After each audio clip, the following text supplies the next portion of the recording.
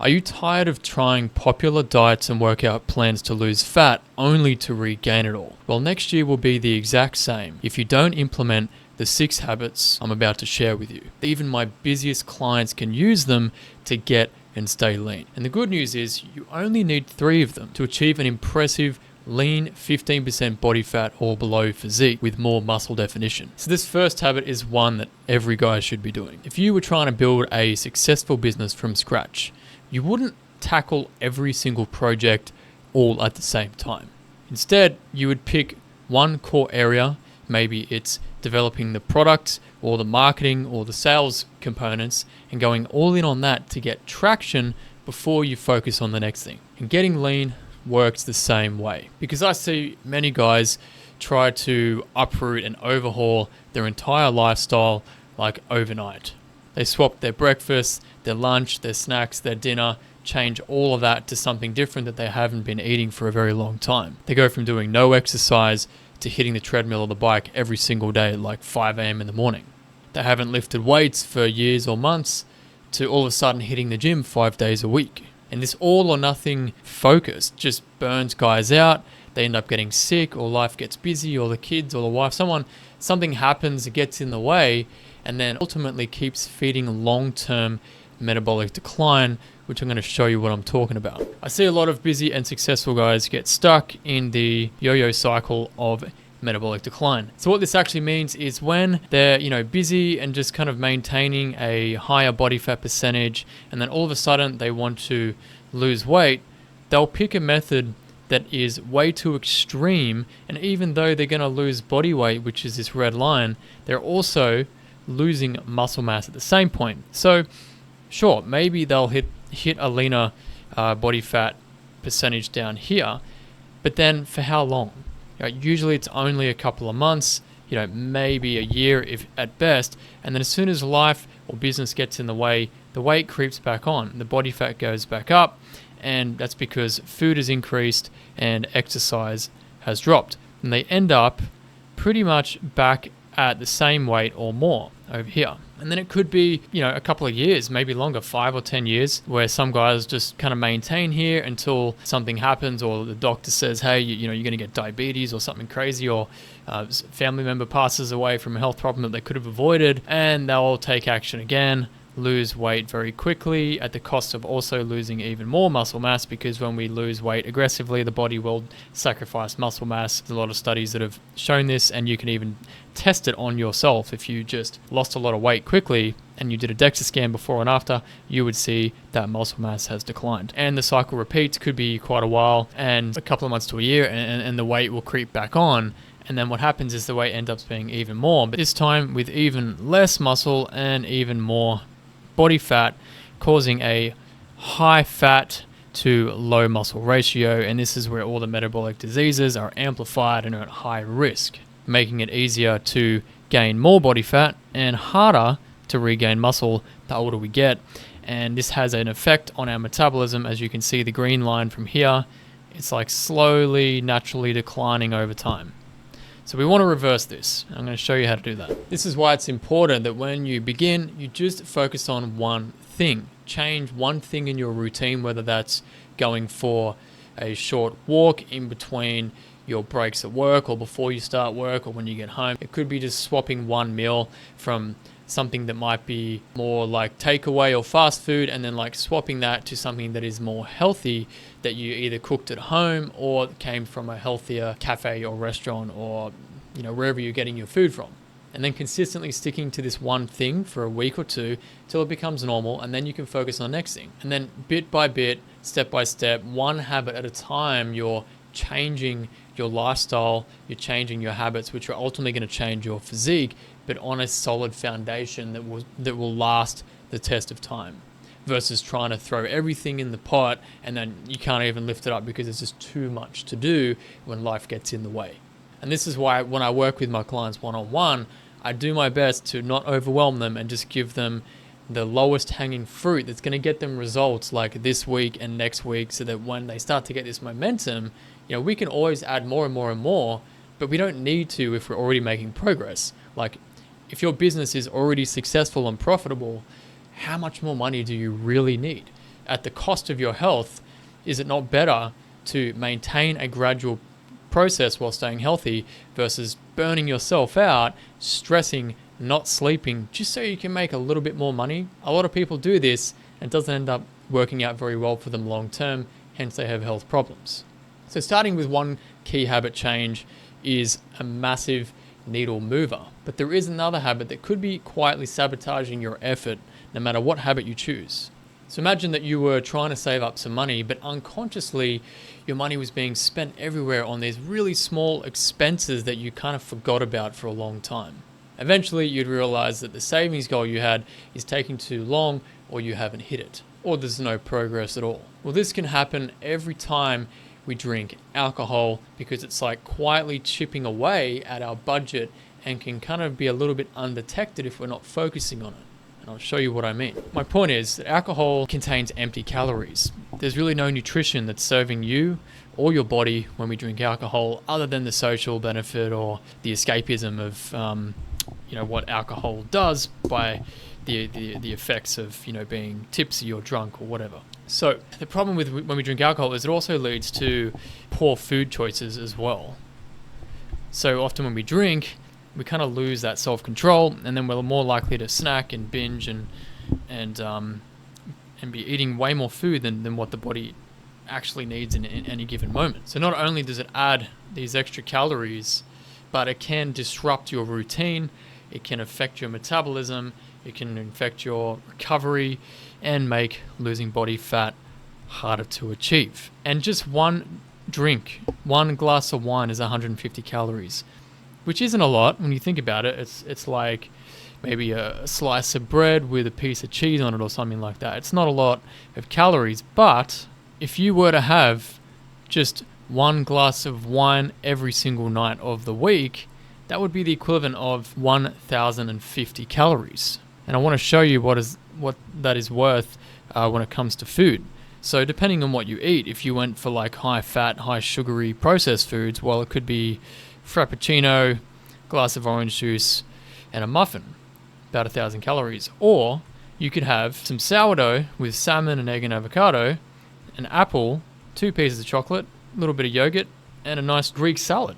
So that's a lot of liquid calories that could be converted to food calories, which would actually energize your body, give you the nutrition that you need to feel good, rejuvenate your cells, repair muscle, sleep well, and maintain a nice balanced energy level, and just feel satiated throughout the day without the energy crashes. So again, I'm not condemning anyone who drinks alcohol. I'm just showing you the facts of the impact it can have, not just on our diet, but on our body and our lifestyle. So as you can see, just by reducing the alcohol to an appropriately moderate level for you. For example, I've had some clients who could easily drink 20 standard drinks in a weekend.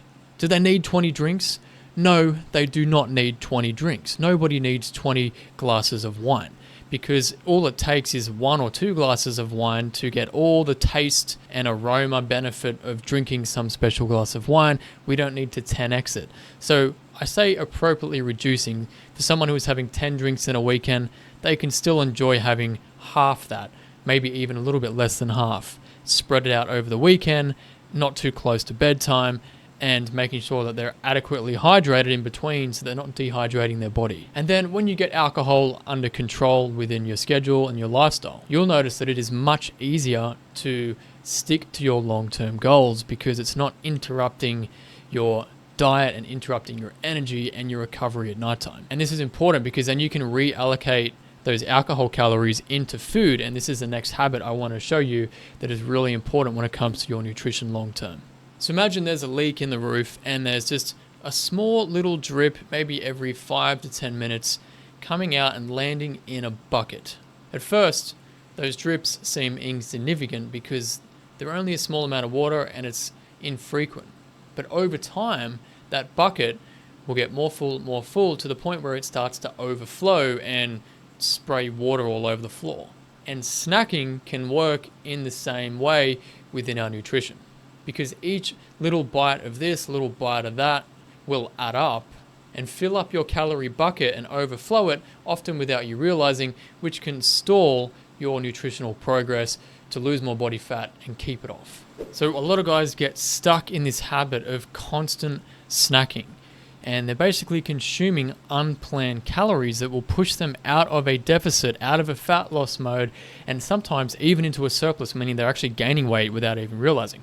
It could be something as simple as, a handful of nuts. It may seem harmless, but it could be 100+ calories in that handful. It could be a couple of slices of cheese in the fridge. Again, that could be 100 to 200 calories. It could be a small little packet of chips, like 160 calories. It could be a handful of Jatz crackers, again, 160 calories, a couple of Oreos or cookies or biscuits, another couple of 100 calories, a little chocolate bar. So it all seems small and insignificant at the time, but when you add it all up, you can see just how quickly that having a few of these little snacks throughout the day can easily blow out your budget, putting you into a maintenance mode or a fat gain mode. This is why the first thing you should focus on within your nutrition is getting the balanced, bigger meals suited first, so that you know exactly how much protein, carbs, and fats you're getting. Then you can see the gaps in between and what kind of snacks would be appropriate only for when you actually need the food, because I do not condone this unconscious dopamine mental stress loop of eating, because that means every time you feel stressed or bored or procrastinating, your mind's going to deviate to food, and that is a bad habit to have if you want to get and stay lean long term. I'm not saying get rid of snacking completely. If it's hard to eliminate snacks, then you can just allocate like 5 or 10% of your daily calories to specific snacks at specific times to help you kind of bridge the gap from lunchtime to dinner or from breakfast to lunch, that slot in between. If you really need something, you can allocate for it. For example, here's something that's worked really well with my clients, where we focus on structure, not just how many meals, but the types of meals, the timings, and how often. So for example, if you're someone who likes to have breakfast, that's fine. You may want to have a small snack here, then you'll have a slightly bigger lunch, small snack in between, and then you'll put the majority of your calories at dinner time. Or if you don't like to eat breakfast, no problem. You may have a bigger lunch and then 2 smaller snacks to bridge the gap until dinner time, so that when you get to dinner, you're not like absolutely starving and crying to eat some food. Or if you're super busy, and this is a common one too, you just don't have time during the day to eat a massive lunch, then you can have a larger breakfast, couple of smaller snacks spread throughout the day, and then have a bigger dinner. Again, you're still eating, 1, 2, 3, 4, 5 times across the day. That's a lot of times. So you shouldn't be, dying of hunger because you're not living in the desert with no food around you. And this is very appropriate for the men that I coach. So the good thing is, once you get your structure down pat, once you understand where your snacks can land within your structure, there's another easy daily habit that you can implement that'll help you keep burning more body fat without exerting a massive amount of energy. So imagine that you were trying to stay warm on a chilly, cold day. You could go and light a massive bonfire and throw all the logs on there, but within 30 minutes to an hour, it's going to shoot up into a massive flaming heap and then all reduce down to a couple of hot coals that are going to fizzle out. Or you could start a small fire and then every 30 minutes to 60 minutes just add a little bit more fuel to the fire to keep it burning and keep that heat up without burning through all the fuel. And this is how consistent movement adds up throughout your entire day. It keeps your body's calorie burning engine running for longer. Even if you're busy, I'm going to show you how to work around this, compared to doing a super intense single session of energy burning. Now, a lot of busy guys rely on super intense exercise because I get that they're busy and they think that they've got to go super hard and do all this crazy HIIT workouts, burning out their body and pushing it to the absolute max in a very short amount of time. But let me ask you this, who do you think is going to burn more energy? The guy who does a crazy HIIT workout for 30 minutes or the man who gets up every hour of the day and for 5 minutes just cruises around? So every hour of the day he's awake for say 16 hours, he just moves for 5 minutes. Who do you think he's going to burn more energy throughout the day, when this guy only does 30 and then sits at the desk for the rest of the day. Well, if you add it up, 5 minutes times 16 hours ends up being about 80 minutes of exercise.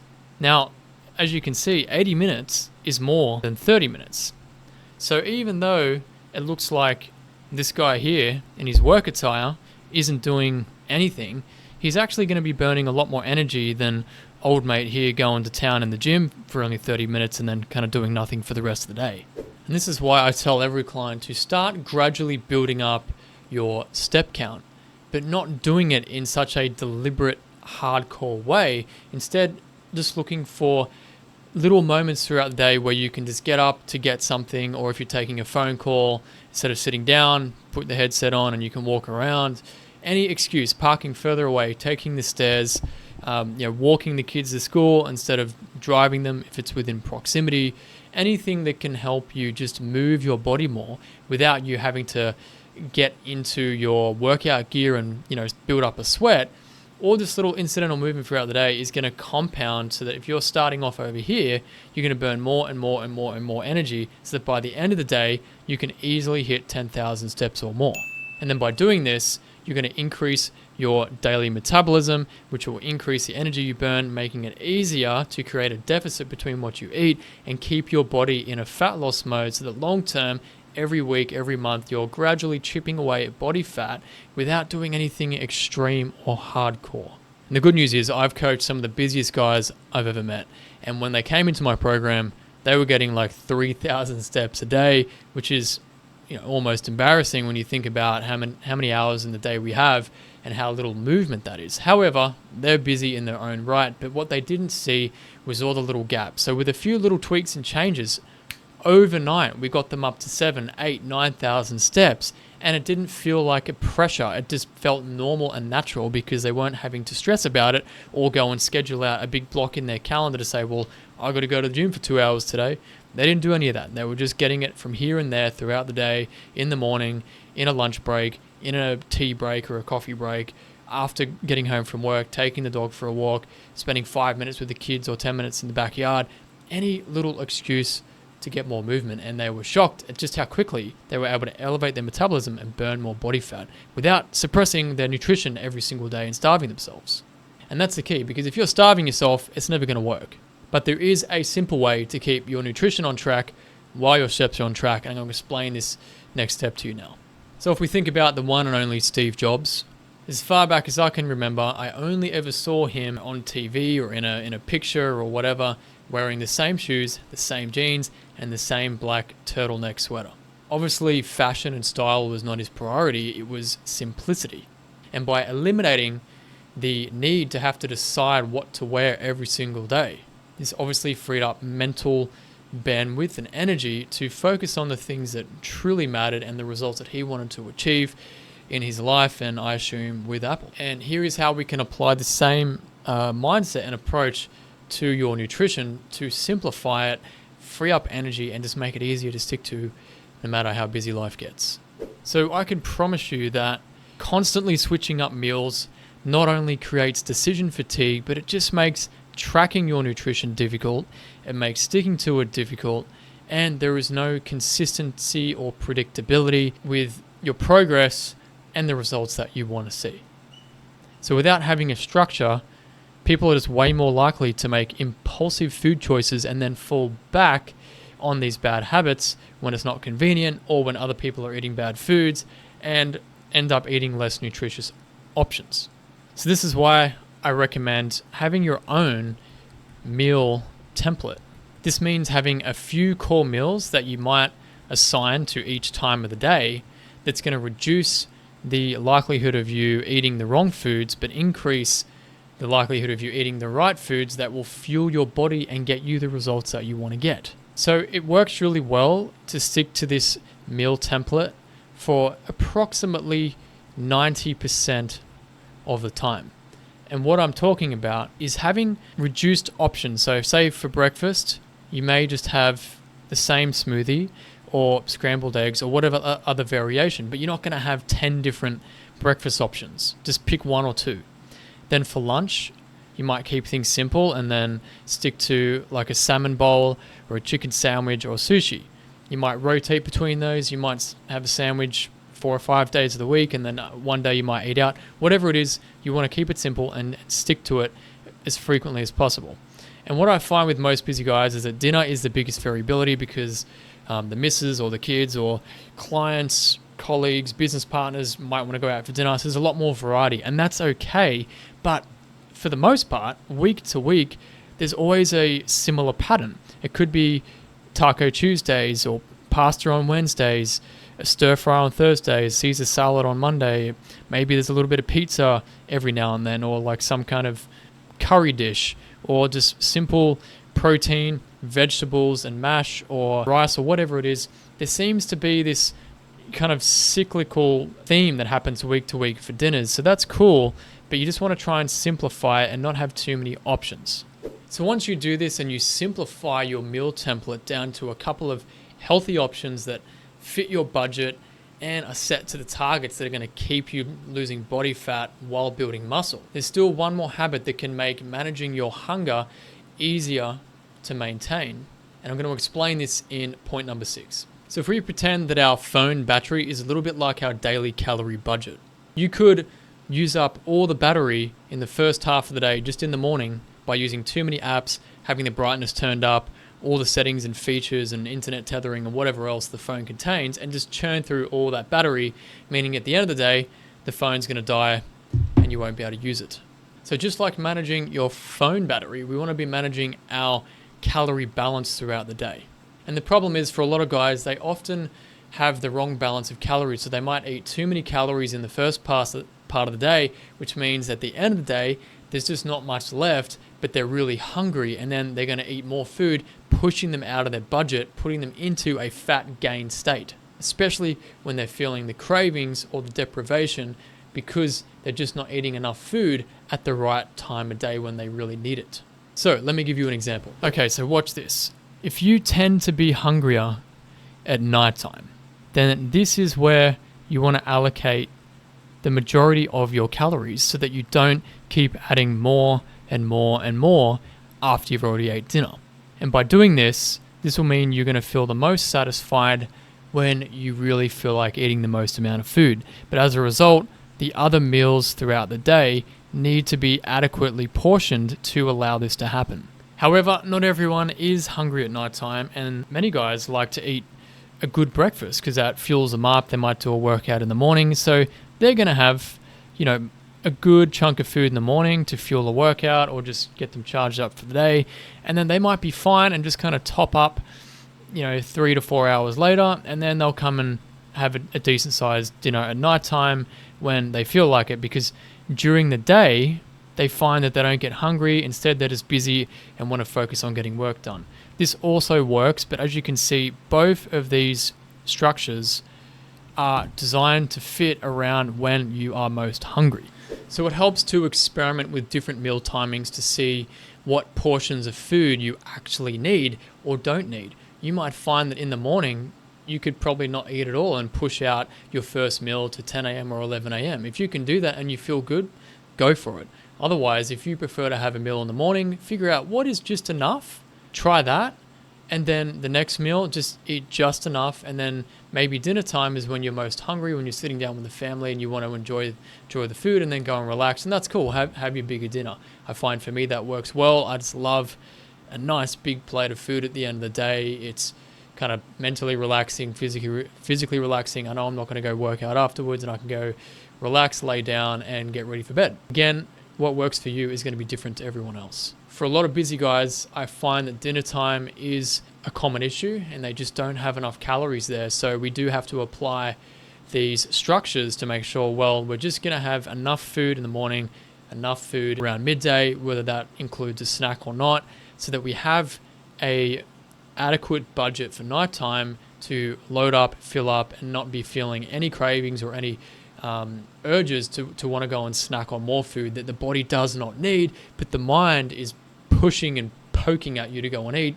So it helps to better just to fill up on the food so that you don't have those issues. So now that you're equipped with this smart calorie allocation, There's one more bonus habit that I'm going to throw in that will help you take your results even further by balancing the food that you're not burning off on those days that just pop up and blow everything out of the water, which often guys think, oh no, I've just ruined my diet. I'm not good enough. I'm not disciplined enough. And that's all just bullshit. You are disciplined enough. It's just that you need to know how to fix those days when they arise. And I'm going to give you a quick idea on how to do that. So one thing I really love about the whole approach of minimalism is that if we are to go and buy something, then we must get rid of something. So we're never adding more things or objects or items into our life than what we're taking away. And this is the same philosophy that we want to apply to our nutrition. So in the same way that you might be eating extra calories, it could be for a dinner out or a birthday, or maybe you've had a couple of extra drinks that you didn't anticipate. That's okay. Don't beat yourself up over it. I mean, acknowledge it and be self-aware that, okay, I only wanted to have 2 drinks, ended up having 5. Take ownership of that, but then also take responsibility to fix it. Fix it how I'm going to show you now. So let's say you're out on date night, you're having an awesome time, the food is fantastic, and the bartender has just brought out a delicious bottle of wine. Now, you told yourself you were only going to have 2, and which would be approximately 300 calories, right? But it's so delicious that you ended up finishing the whole bottle, which ended up being double. So 4 drinks, which is about 600 calories. So what that now means is that you are 300 calories over your budget. So what needs to happen next is that tomorrow, if you would normally eat 2,000 calories, well, we've got to deduct this 300 off here, which means now tomorrow your budget is 1,700. And this is how you can compensate without blowing up your budget, because technically you've already started the day with 300. So that if you actually ate the full 2,000, then you would actually be at 2,300 on the nutritional budget for the next day. So here's how you can compensate, whether it be for social events, birthdays, travel, anything that pops up and gets in the way where you deliberately want to eat more food. You can actually plan ahead and just do this anyway. And you might say, well, I actually had 500 calories more than what you budgeted. So you say, okay, well, the next 2 or 3 days, you're going to evenly spread that surplus and bring down the budget so that over the weekly average, you're still consuming the same amount of budget, keeping your body in a fat loss mode. Even if the scale is spiking, you will continue to lose body fat if you stay in a deficit by doing this. If you don't do this, what's going to happen? Well, you're going to be eating more food, and then tomorrow eating more food without realizing it, and then another day might pop up and you didn't compensate, and all it takes is 1 or 2 days a week to eat more food and not compensate, and you're out of a deficit. That week you didn't lose any body fat. Even if you ate healthy, even if you went to the gym, even if you think you're doing everything right, if you take your body out of that deficit, I hate to break it to you, you're not losing body fat. And that's just how it is. This is how we keep it flexible for everyone I work with in my programs. They can still enjoy family dinners, ice cream with the kids, whether it's some treats in the office for somebody's birthday, a nice little dessert on date night, or just their favorite little treat. Maybe it's some dark chocolate, which I personally love. Or maybe it's some homemade cookies or donuts, or some delicious cake that mum or nunna likes to make. So as you can see, there's a lot of different ways to approach this, but you only have to pick 3 of these habits and implement them one by one, like I explained in the first habit, so that you can build stable foundations long term and keep adding over a couple of months. And then ultimately over a couple of years, you'll have all these amazing habits that you haven't had before. And everyone will just be like, oh my God, you are the most disciplined person ever. How do you eat so clean all the time? How do you train all the time? Why are you so dedicated? And you're just like, what are you talking about, bro? This is me. This is what I do. I don't even think about it. Oh, how come you never drink? I just don't. I don't like it. I don't enjoy it. I'll have a drink if I want one. So get cracking, put all these habits into action, and you'll start to see results quite quickly if you stick to it one at a time. And if you're looking for a structured way, a templated routine that you can implement frameworks this week and start shedding more fat in the next couple of days, my business body blueprint has got you covered. It's all mapped out step by step in this routine.